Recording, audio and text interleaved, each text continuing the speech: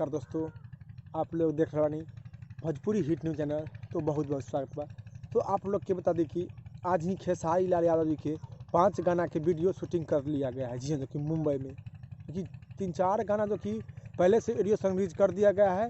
एक आध 2 गाना बा जो कि अभी ऑडियो सॉन्ग नहीं रिलीज किया गया, जो कि अभी बहुत ही चर्चित में बा खेसारी लाल यादव जी के गाना के जो कि वीडियो के बारे में, जो कि धोखा देती है 2, जो धोखा देती है 2 गाना के भी वीडियो शूटिंग कर लिया गया है।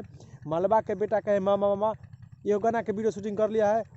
सुबह में लव, रात शाम तक सबके गाना के भी वीडियो शूटिंग कर लिया गया। जो खेसारी लाल यादव के 5 गाना के वीडियो शूटिंग कर लिया गया। 2 से 3 गाना जो कि आप लोग के SR के म्यूजिक के यूट्यूब चैनल जो कि सुने के और देखे के मिली। जी हाँ, SR के म्यूजिक के यूट्यूब चैनल जो कि मुंबई में ऑफिस बा SR कंपनी के, तो मुंबई में ही गाना जो कि खेसारी लाल यादव के वीडियो शूटिंग हो रहा है। जो कि लहंगा लखनऊ 2 के जो कि खेसारी लाल यादव पटना आई है, और बाद ही शूटिंग हुई, और बाद ही आप लोग के लहंगा लखनऊ 2 के वीडियो देखे के मिली। जी हाँ, तो आप लोग कितना मालूम है कि खेसारी लाल यादव के मुंबई में 5 गाना के वीडियो शूटिंग कर लिया गया है। तो सबसे ज़्यादा चर्चित गाना के बा और वीडियो के बा जो कि धोखा देती है 2 के। जी हाँ, तो आप लोग के इस रिपोर्ट के बारे में क्या राय बा, का विचार बा, आप लोग नीचे जरूर कमेंट बॉक्स में बताएं।